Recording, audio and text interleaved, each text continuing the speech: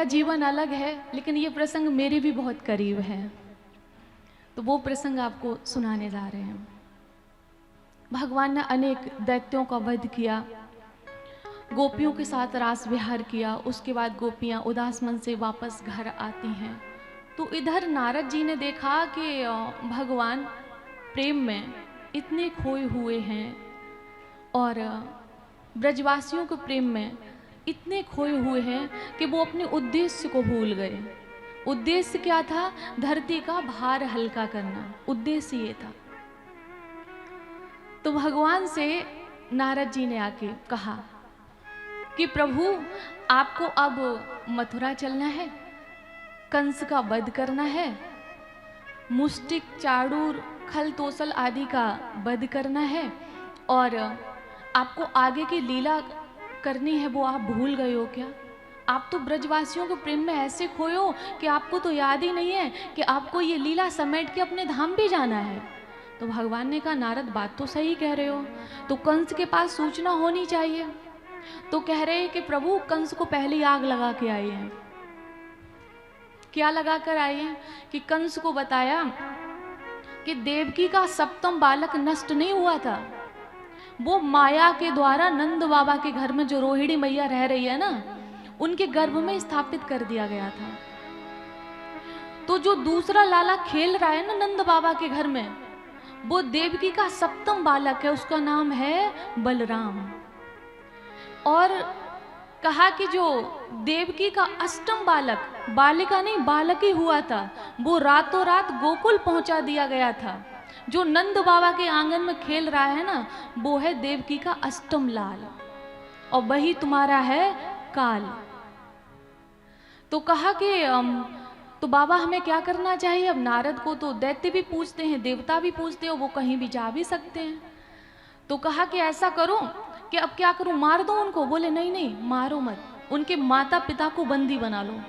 तो अपने माता पिता को छुड़ाने के लिए आएगा तब झगड़ा करना। तो उसने क्या किया कि एक सभा का आयोजन किया, दंगल युद्ध का, और इधर अक्रूर जी से कहा कि तुम वृंदावन जाओ। रिश्ते में अक्रूर जी कृष्ण भगवान के चाचा लगते थे, और वो कंस के यहाँ काम करते थे मंत्री पद पर। तो भाई आदेश दिया तो इनको जाना हुआ। तो इनसे कह दिया था कि उद्देश्य को नहीं बताओगे कि किस उद्देश्य से बुलाया है, जाके कृष्ण को लेकर आओ, और यहाँ पर कहना कि मामा कंस ने बुलाया है, और वो जब यहाँ पे आएंगे तो उनको हम मार देंगे। तो आज अक्रूर जी जब वो थोड़ा सा बिठा लीजिए, बोल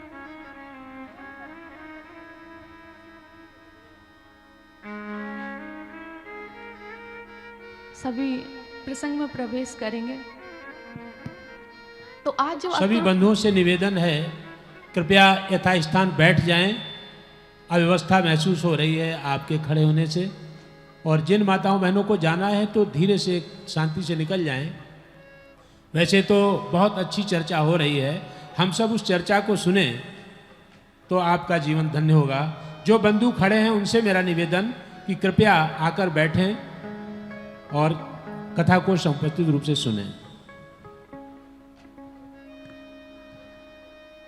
तो आज जब अक्रूर जी आ रहे हैं मथुरा से वृंदावन की ओर, तो वो अपने मन में विचार करते हैं। ये सबके लिए सोचनीय है, विचारणीय बात है कि भगवान से मिलने जाओ तो कैसे जाओ।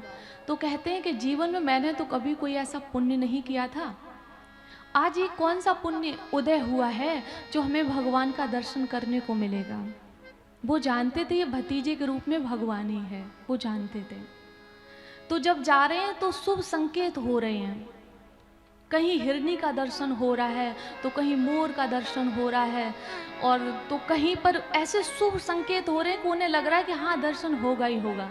फिर कभी मन में विचार करते हैं कि कहीं कृष्ण को ये न लगे कि मैं तो कंस के साथ रहता हूँ, तो उसके षड्यंत्र में हम भी मिले हुए हैं। तो ऐसा सोचकर, ऐसा विचार कर कहीं वो हमें अपना शत्रु न मान लें, ये विचार कर रहे हैं। तो इन ख्यालों में खोए हैं। 10 से 15 किलोमीटर की दूरी है, तो उनके रथ के घोड़े कभी आगरा की तरफ दौड़ जाते हैं तो कभी दिल्ली की तरफ दौड़ जाते हैं। और जब वो होश में आते हैं, ख्यालों से बाहर निकलते हैं, तब वो फिर वृंदावन की ओर प्रस्थान करते हैं। ऐसे वो खो जाते हैं। और जब आए तो उस समय, उस दिन प्रभु अटल वन में आए हुए थे गाय चराने के लिए। तो अटल वन की जो भूमि थी रेतीली, वहां पे भगवान के पैर बने हुए थे। तो हमारे आपकी तरह लौकिक पैर तो है नहीं भगवान के चरण। तो भगवान के तो चरणों में ध्वजा है, चक्र है, शंख है, पद्म, सब भगवान के चरणों में है। तो वो निशान बने हुए थे। तो उस धूल को लेते हैं और अपने सर पे ऐसे डालते हैं, ऐसे करके डालते, उस धूल में डोट पोट होते हैं कि आज मेरे प्रभु यहाँ वन में आए हुए थे गौ चराने के लिए। वर्तमान में वो स्थान वृंदावन में अटला चुंगी के नाम से जाना जाता है। वर्तमान में वो स्थान परिक्रमा मार्ग में ही आता है वो चौराहा। तो ऐसा विचार करते करते वो सीधे आज गौशाला में प्रवेश किया है, जहाँ पे कृष्ण और बलराम का दर्शन किया। तो कृष्ण बलराम ने अक्रूर जी को दंडवत प्रणाम किया है। दोनों को हृदय से लगा लिया अक्रूर जी ने। और रात्रि में जब भोजन कराया और शयन कराया और जब चरणों को दबाया, तो दबाते हुए आज अक्रूर जी ने उस पीड़ा को बताया जो छुपा कर लेकर आए थे। कहा कि लाला, मुझे गलत मत मानना, कंस ने तुम्हें मेला देखने के लिए नहीं, मारने के लिए बुलाया है, ये कहा। तो भगवान तो जानते थे कि हमारे जाने का समय है, भगवान जानते थे। तो बोले कि चाचा, ये बात आपने मुझे तो बता दी, मैया को मत बताना। अगर मैया जानेगी ना तो फिर मुझे जाने नहीं देगी, मैया को मत बताना। तो मैया से क्या कहना लाला, ये भी बता दो।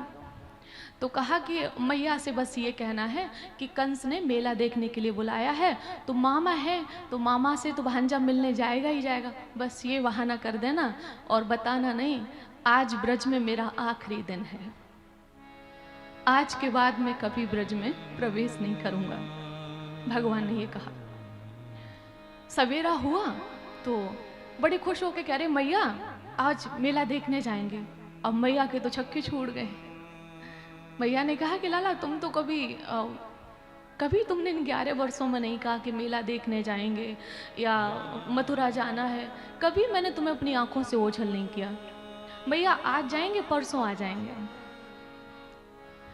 तो मैया ने लाला को समझाया कि देखो लाला, मैया तुम्हारे बिना भोजन भी नहीं करती, जलपान भी नहीं करती है, और तुम जाओगे तो 2 दिन तक मैया रह पाएगी। मैं सारे दिन तुम्हें कमल नयन करके बुलाती हूँ, जब तुम चले जाओगे तो मैं कैसे बुलाऊंगी। तो भगवान ने कहा मैया तू तो ऐसे कर रही है ना जैसे मैं वापस ही नहीं आऊँगा, और जानते सब थे कि तू तो ऐसे कर रही है ना कि जैसे मैं वापस ही नहीं आऊँगा। तो मैया को कुछ डाउट हुआ, तो मैया ब्रज में गई, और ब्रज में जैसे बुलावा देते हैं ना, ऐसे बुलावा दे रही है, सबसे कह रही है कि है को ब्रज में हितु हमारो, जो चलत गोपाले रोके। कि आज ऐसे मां चिल्ला रही है, रो रही है। सूरदास जी लिख रहे हैं अपने पदों में, कह रही है कि इस ब्रज में कोई ऐसा हितु है, मेरा हितैषी है, आज मैं मुसीबत में हूं। ये यशोदा जो सबको यश प्रदान करती थी, वो आज मुसीबत में है। कौन सी मुसीबत में है? को उसका लाला, उसके प्राणों का टुकड़ा, एक जिगर का टुकड़ा उससे दूर हो रहा है। मैया जान गई कि ये जाएगा तो वापस लौट के नहीं आएगा, मैया जान गई। कहते हैं ना कि माँ बच्चे के सबसे ज्यादा करीब होती है। एक नन्हा सा बालक है ना, अगर रो रहा है तो माँ समझ जाती है कि इसको भूख लगी है या इसके पेट में दर्द है, माँ समझ जाती है। तो भगवान कहते हैं मैया आज मेरा श्रृंगार नहीं करोगी? भगवान को श्रृंगार बहुत पसंद है, आज मेरा श्रृंगार नहीं करोगी? हाँ लाला श्रृंगार करूंगी ना, लेकिन मुझसे ये बताओ कि मुझे छोड़कर तो नहीं जाओगे? अरे मैया कैसी बातें करे, जैसे तू लाड़ लड़ावे, माखन खिलावे, मुँह को गोद में लिटावे, दुग्ध पान करावे, ये प्यार हमें कहाँ मिलेगा। सब झूठ मूठ मैया को समझा रहे हैं, ये हमें प्यार कहाँ मिलेगा। ऐसे भगवान समझा रहे हैं और मैया ने श्रृंगार शुरू किया और श्रृंगार के साथ साथ मैया रो रही है। और श्रृंगार करते करते जब भगवान का मैया ने सर नीचे से ऊपर किया तो भगवान की अश्रुधारा बह रही थी, क्योंकि वो जानते थे कि अब मैया को छोड़ के जा रहे हैं, अब कभी आएंगे नहीं। अगर आप भागवत को पढ़ें, श्री रामचरितमानस को पढ़ें, तो मैं आपको सच बोलूं कि माँ का प्यार पाने के लिए भगवान भी रोते हैं। माता पिता से ज्यादा इस संसार में कोई प्यार नहीं करता है। कितना भी बड़ा कोई सन्यासी हो, कोई वानप्रस्थी जीवन का हो, कोई विरक्त हो, कितना बड़ा कोई संत हो, ये मैं जानती हूँ कि वो अपने माता पिता को भुला नहीं पाता होगा, ये मुझे पता है।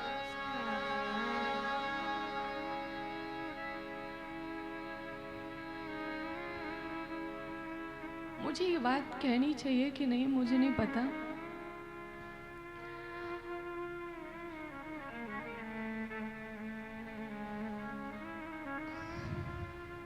आप लोग माफ कर देना, मैं कोशिश कर रही हूँ।